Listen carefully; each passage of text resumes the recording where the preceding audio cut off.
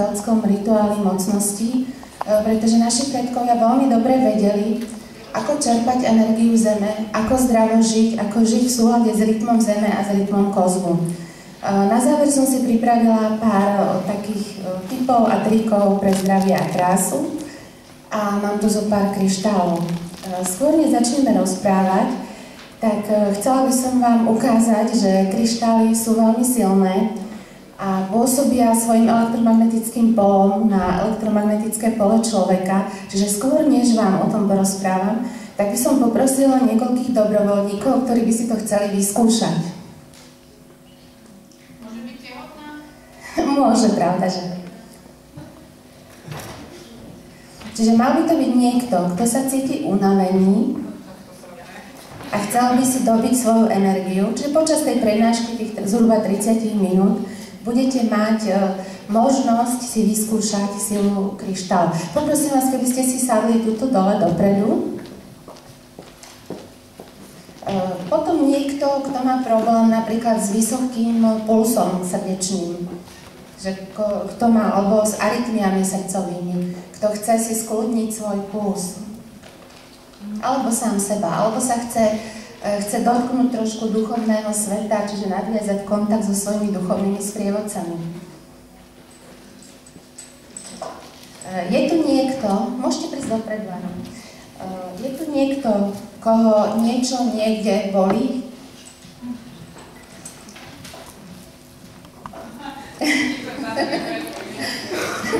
Takže táto prednáška je veľmi narýchlo a ešte som vám vlastne nepredstavila naše združenie.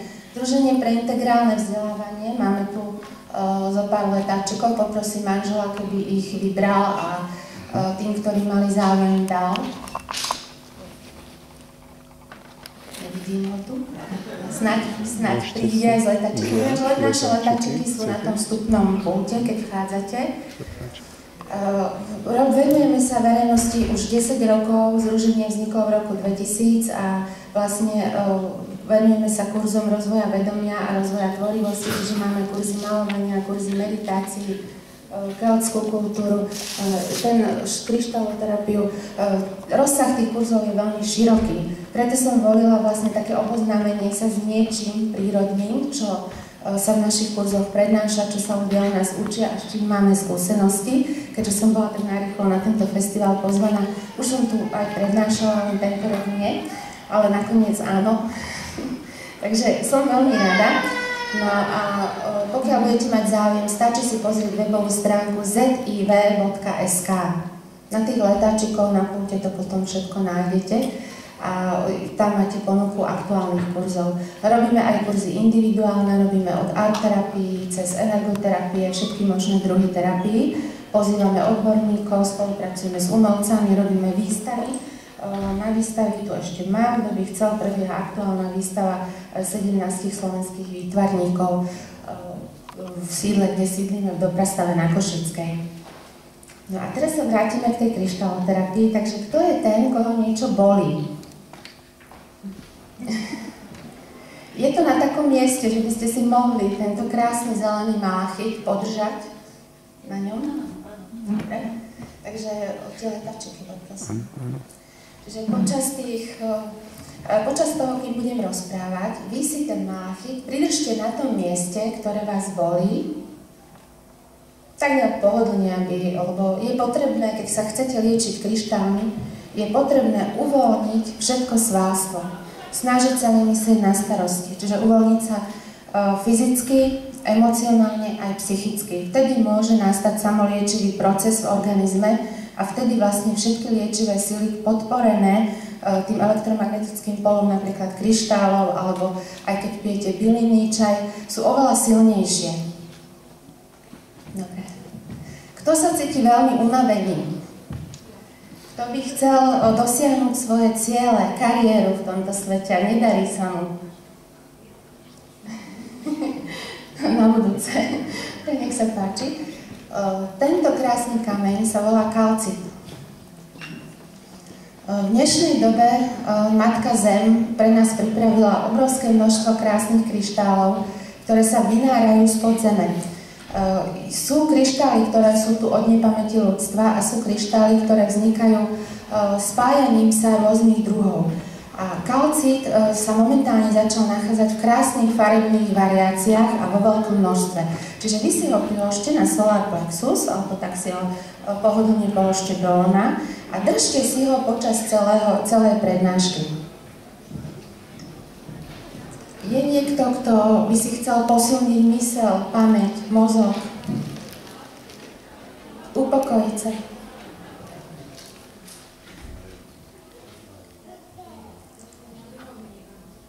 Aspoň áno, áno. Čiže ametist? Ametist sa dáva na hlavu, čiže proti bolestiam hlavy, proti migrénám. No a tento, áno, môžete si ho pridržať buď medzi obočím na 6. čakre, kde on pekne, môžete trošku zavrieť oči, krásne fialové svetlo, posilní mozog. Je to presne tá frekvencia, ktorú vaše telo v tejto oblasti potrebuje, nielen telo, ale aj všetky teda jemné naše telo, aby som nezachádzala veľmi do duchovna. Sme tu na zemi, sme svetskí a to svetské je rovnako duchovné a dôležité, takže budeme sa rozprávať o tom, o našom ľudskom tele. Tento kameň je zvláštny tým, že prepája naozaj ríše, by som povedala, dokáže vás vyladiť tak vysoko, že ste schopní vnímať svoj duchovný svet, čiže každý podľa svojej viery, duchovných sprievodcov, pomôže vám zdvihnúť sa nad svetské starosti. Je to labradorit, je to kameň nového veku. V ňom sa nachádzajú všetky farby dúhy, vidíte v tmavej farbe. Čiže môžete si ho potom pozrieť, je zlatý, modrý a ten sa prikladá vždy len hore. Čiže na hruď. Takto si ho na hruď môžete priložiť. Labradorit. Má v Združení pre integrálne vzdelávanie. Na kurze kryštaloterapie si potom môžete aj niektoré vzorky vybrať. No, labradorit okrem iného má zdravotné účinky také, že je dokázané, znižuje frekvenciu srdcového pulsu. Čiže okamžite zníži tlak, zníži puls a uvedie človeka do rovnováhy, upokojuje celý systém. No, ešte som sľubovala, kto sa cíti, že má málo energie, ešte tu bol niekto taký, je tu karneol. Karneol je sila Zeme, všetká krása planéty je akoby cez tú kozmickú energiu transformovaná do takýchto krásnych kameňov, červeno-hnedých, ktorých vibrácia vás naozaj preberie, prebudí, dodá vám vitálnu energiu. Takže tento kameň stačí držať v ruke, alebo si ho položiť niekde na seba, v dolnej oblasti. Ak je ešte niekto unavený, ešte mám jeden. Nech sa páči.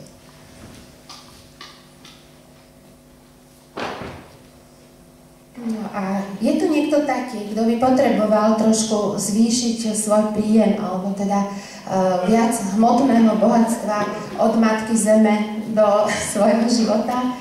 Na to sú jaspisy veľmi vhodné. Čiže toto je jaspis imperiál, kráľovský jaspis. Keď ho držíte v ruke, akýkoľvek kameň, na to, aby tieto veci v úvodzovkách čarodejné, ale tieto veci nie sú čarodejné, oni nás prevádzajú od počiatku ľudstva, aby tieto veci fungovali, je potrebné im aj veriť. Pretože každá naša pochybnosť, každá naša neviera blokuje prúdy energie. Čiže celý náš vesmír a naša planéta, aj my sami sme energiou. Čiže keď niečo ideme robiť, musíme tomu veriť, alebo aspoň nepochybovať a skúmať to. Čiže nepovedať si, že to nefunguje, ale vyskúšam to.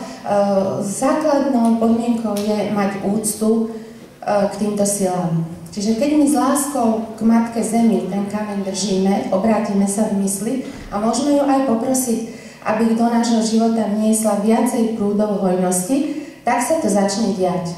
Nielen preto, že držíme ten kameň, ale preto, že sa na to koncentrujeme. Pretože naša myseľ, emócie vytvorí obraz, vytvorí energiu, ktorá sa dotkne energie Zeme. To, čo sa stane, dáte do pohybu udalosti. Čiže trošku z takej mágie. No, je tu ešte ruženín, vy ste ho všetci poznáte, čiže niekto, kto bol smutný, kto zažil nejaké sklamanie, alebo kto chce len prebudiť viac lásky k sebe samému, alebo pritiahnuť lásku do svojho života.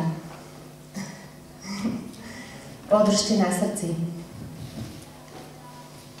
chcel ešte, lebo lásky v tomto svete je stále málo. Keby bolo viacej, dnes by sme všetci šťastne žili, vedeli si odpúšťať, spolupracovať a vedeli tvoriť krásne projekty. No a je niekto, kto má nejakú infekciu a chce sa zbaviť vírusov. Na to je zelený kalcit napríklad.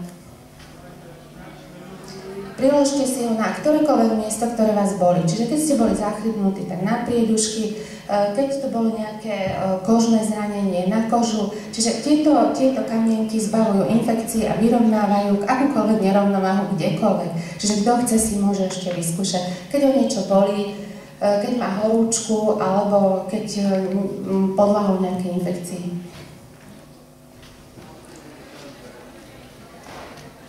No a ešte tu boli ľudia, ktorí hovorili, že majú niekde nejakú bolesť, ruka, noha, ešte máme malachity.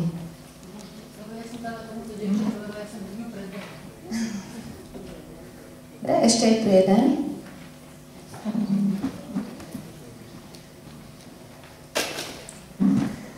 Nie je to žiadne čarovanie, je to len pokojné relaxovanie s kameňom, priložením na to správne miesto. Po tých zhruba 30 minútach nám poviete, alebo nepoviete, ako budete chcieť, či vám to pomohlo, či tá bolesť je menšia, alebo ako sa cítite. Ešte je tu jeden kameň na posilnenie pamäte, rovnako, a na upokojenie, je to na liečenie nervozity, podráždenosti, ale aj poruch mozgu. A tých, ktorí majú svoju duchovnú cestu a veria v čisté svetlo kryštálov, tak je tu kryštál, aby ste si porovnali energiu. Môžete zároveň držať aj dva kamienky, čiže kto chce, kryštál obsahuje všetky farby spektra. Vy máte už niečo? Tak dám prednosť.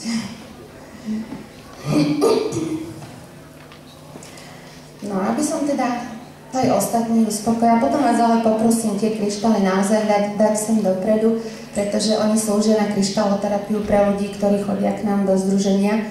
Kryštáloterapia trvá približne tých 20 minút a podľa toho typu chorôb alebo problémov alebo len dobytie energie sú rozložené istým spôsobom po tele. Čiže všetky kryštály, čo držíte, sú naozaj liečebné kryštály. No ešte mám pre vás iný kryštál. A to je tzv. Snežný kryštál. Ten dobíja energiu. Čiže keď si ho otočíte hrotom hore a podržíte, alebo len držíte v ruke, tak vnímajte, či sa budete cítiť lepšie alebo nie. Ešte je tu jeden zvláštny achát. Achát, ktorý vytvára špirálu. Všetky acháty to robia, ale niektoré viac a niektoré menej. Tento červeno-hnedý achát sa veľmi osvedčil na dobíjanie vyhorelých čakier, čiže ľudia, ktorí sú chronicky unavení. Kto si chce vyskúšať, je potrebné ho priložiť na solar plexus, prípadne na srdce, ak je už oslabené srdce. Kto chce, môže skúsiť. Kryštály nemajú žiadne vedľajšie účinky, akurát keď zvolíte na nevhodnom mieste, tak cítite sa príjemne s krásnym kameňom, ale ten efekt nie je taký, ako keď viete, kam ho máte priložiť. No a teraz by sme si chvíľočku porozprávali teda o liečivých silách Zeme.